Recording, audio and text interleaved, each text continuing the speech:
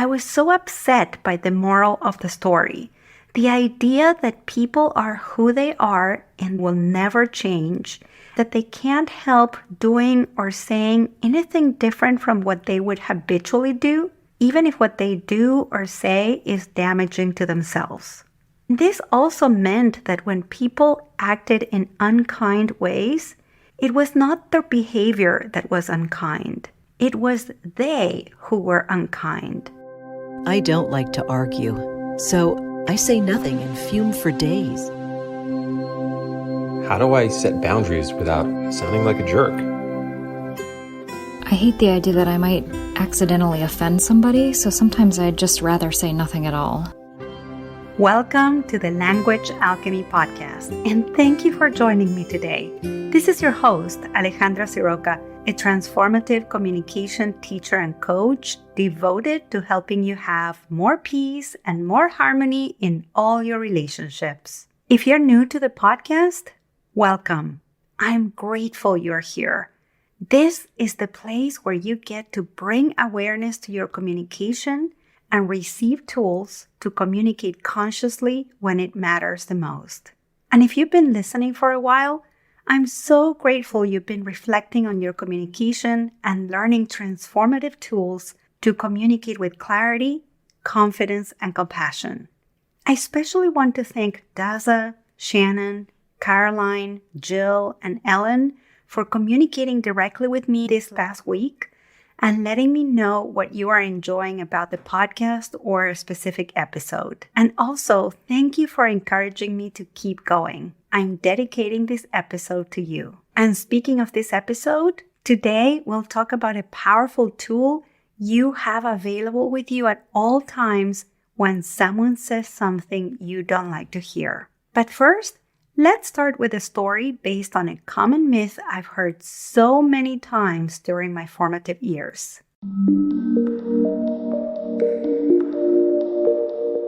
When I was young, growing up in Argentina, mealtime was sacred. It didn't matter what you had going on, or whether my parents were busy or had deadlines to meet, whether I needed to study for an exam or my sisters had a class at the university. We always had lunch and dinner together as a family. Now, mealtime would vary to accommodate everyone's schedules, but I can't recall a single day when I lived with my family in Argentina or visited them when we didn't have lunch and dinner together. And having this time together didn't just mean sharing a meal. No, for my family, it meant staying at the table for at least an hour after we were done eating and talking about our day. And it usually involved listening to my dad's stories that had some kind of lesson that could help us make sense of the world. And he had some stories that he liked to tell again and again. So much so that when my sisters or my mom and I were talking and would say a word like scorpion, just one word, we would all know what story and topic we were talking about. One of these stories involved a venomous scorpion that accidentally ended up on the other side of the river away from its family. The scorpion didn't know how to swim and was feeling quite desperate and lonely. Confronted with this big problem, the scorpion was trying to figure out how to get across the river and safely go back to its family. Then, the scorpion heard a frog croak, and suddenly, the potential solution became clear. The scorpion got as close to the frog as it could, making sure the frog would stay in place, and greeted the frog in a very friendly manner, despite the fact that scorpions and frogs are natural enemies. The frog was taken by surprise since it knew that scorpions were venomous and they could sting, but the frog returned the greeting. The scorpion then asked the frog if the frog would be so kind as to carry the scorpion on its back across the river so that the scorpion could reunite with its family. At first, the frog said, "No. How could I carry you on my back when I know you can sting me with your venom and I could die?" But the scorpion pleaded and pleaded. The scorpion said, "Look, if I sting you, I would die too, so it's in my best interest that I don't sting you. All I want is to get back to my family. If I stay here, I will die all alone. The scorpion's appeal was so convincing that the frog ended up agreeing to carry the scorpion on its back and take it across the river to the other side of the riverbank. The scorpion hopped on the frog's back and the frog swam across the river. Everything was going well, and the scorpion was excited that the family reunion was going to happen. They were already 3/4 of the way when the frog felt the scorpion's stinger inject the frog's body with its lethal poison. The frog looked at the scorpion and asked, "Why did you do that?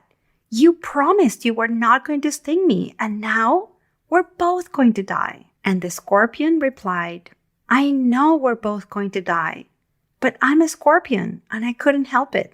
Ugh, what a terrible story. I honestly didn't like this story at all, especially because my dad would tell us this story when one of us shared that once again, a teacher was unfair with us, or one of my mom's colleagues didn't do their share again, or that one of our friends betrayed us by picking someone else to be in their team instead of picking us, like they should have. I was so upset by the moral of the story. The idea that people are who they are and will never change, that they can't help doing or saying anything different from what they would habitually do, even if what they do or say is damaging to themselves.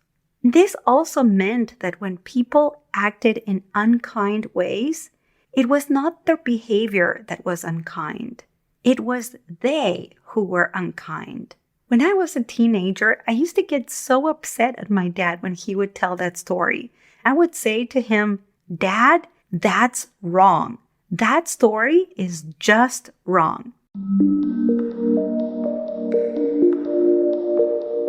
Today, if I could have that conversation with my dad, I would say to him, "Well, Dad, even though scorpions don't eat frogs, in fact, it's the other way around. It's frogs that can eat venomous scorpions without any problem at all. The problem with your story is that it leaves us with no hope in our human condition.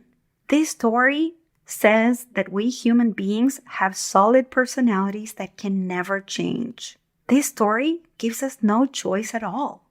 And that is not accurate. First of all, as adults, we have choices. We have choices all the time. Secondly, we don't have to go along with our personality structures or our habits. If we are aware of our personalities and our behavior and communication patterns, we have the freedom to choose to say or do something different. Thirdly, there's neuroplasticity, and we can change both our behavior as well as the ways in which we communicate, especially with our communication, because we communicate in the way we learned to communicate, which means we can unlearn it and learn many different new ways that can give us different results. And if I could add something else, I would say, Dad, I also don't like this story because it doesn't only leave us hopeless about others. It also leaves us hopeless about ourselves. How about us? Do we need to see ourselves as a scorpion? I would feel hopeless if I saw myself as that scorpion. Or how about the other hopeless character, the frog who chose to trust and then, because of that trust, ended up dying? Were you encouraging us not to trust others? Not ever? Now, this story doesn't work for me. But you know, a lot of people who have never heard this story before, they tell me, Alejandra, I communicate the way I do because that's who I am. And if you yourself who are listening here now, if you hold such belief that you communicate the way you do because that's who you are, I hope that by the end of this episode, you will at least notice that that belief is just a belief. And maybe you see that that belief is not representative of the truth.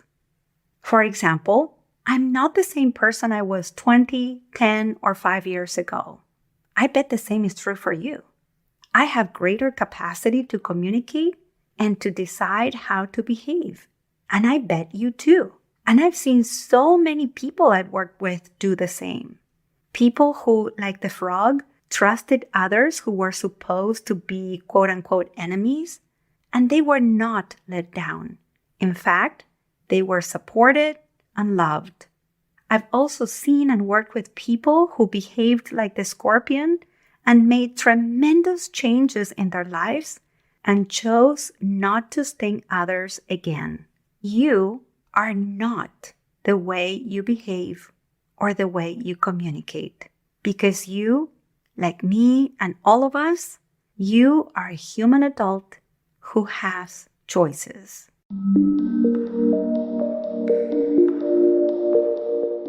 Now, it's true. We can't choose, or we don't have the right to control how other people communicate with us. Though, unlike the scorpion in my dad's story, we do have a choice about how we communicate, even in situations when others are telling us something we don't want to or like to hear. And this is precisely what I help people do in our communication coaching sessions. Let me share a real example with you. I worked with this lovely woman. Let's call her Roxy. Roxy had an issue with her manager who at the last minute had the habit of adding more work on Roxy's workload. Roxy's usual response was to look surprised but say nothing. In our coaching sessions, Roxy discovered that this dynamic didn't just happen with this manager or in this job. She frequently found herself in situations in which someone would ask something of her when she had already done a lot for them and didn't have much energy, space, help, or resources left to give. And what would she do in these instances?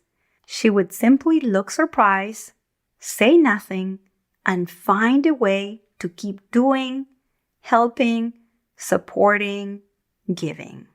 Now, this would have not been a problem had it been her choice, but she did this habitually, and this issue had become a source of resentment towards others and the generator of negative self-talk. Whenever someone would ask her to do something she had little energy left to do, and she said nothing but did what she was asked to do, she would say to herself, "That's because nobody sees my values, and so I have to keep proving to that other person that I have something to contribute here." Or maybe it's because I have no value.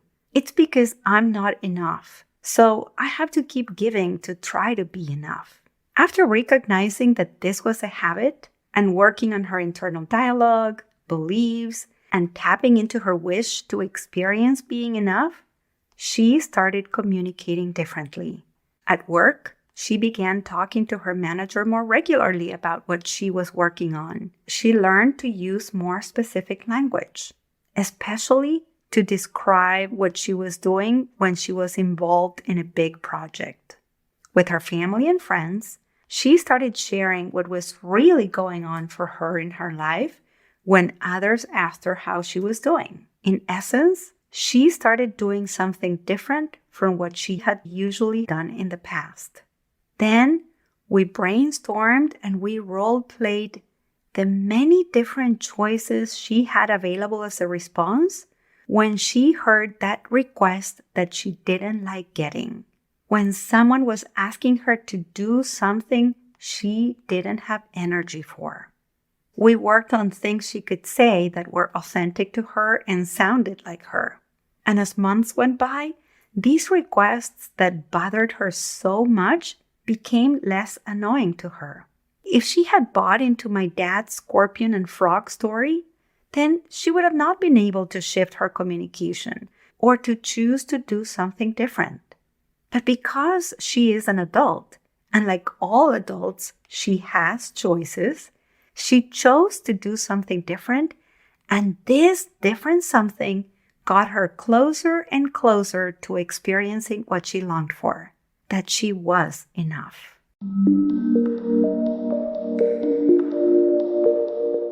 What she did was to engage in DSD, which is something I learned from one of my business coaches, Amy Porterfield. She constantly says, if what you are doing isn't working, or if what you're doing isn't giving you the outcome you want, then DSD, do something different. And before you do something different, I would add some language alchemy there and say, first, you need to reflect on what you're doing, see it with clarity, tap into what you'd like instead, and then engage in DSD. As the end of the year approaches and perhaps you spend time with your family or people at work or group of friends that you usually see at this time of year, reflect on what it is you do or say with these folks that give you an outcome that no longer works for you. You can spend some time journaling about what you do so that you can see it clearly. For example, when you get together with these folks, do you lose your cool? Do you shut down? Do you end up leaving the room? Do you stay in a corner with a sulky face? Do you become defensive and intense? Do you make excuses to avoid seeing these folks? And once you see what it is that you say or do, just know that this is something you learned to say or do. You can unlearn this, and you can learn to do or say something different. If you do give yourself the gift and space to reflect on this and journal, tap into your wish to have a different outcome. Then make a list of all the different things you could do instead. Some things on that list could be revealing your feelings, learning to listen skillfully, redirecting the conversation, setting an important boundary, sharing about something that matters to you, staying in the room, initiating a conversation with someone else, asking questions, noticing your internal dialogue, shifting your emotional landscape. So make a list of all the different things you could do or say instead. And one more thing, before you get together with the folks in question, look at your list, and when the moment comes, choose DSD and say or do something different. Because after all, you are neither the frog nor the scorpion of my dad's story. I know who you are. You are a capable, loving, and compassionate human adult who has the ability to choose. Know that I love hearing from you. So when you do this, share with me how it went. You can DM me on Facebook or Instagram at Language Alchemy, or you can email me if you are on my mailing list. And if you aren't, it's very easy to join.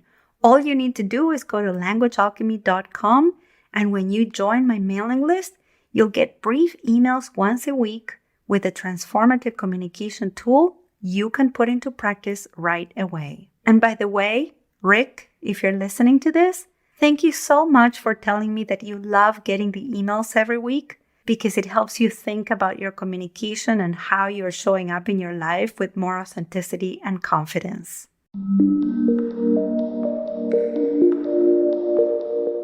And now, let's recap what you've heard in this episode.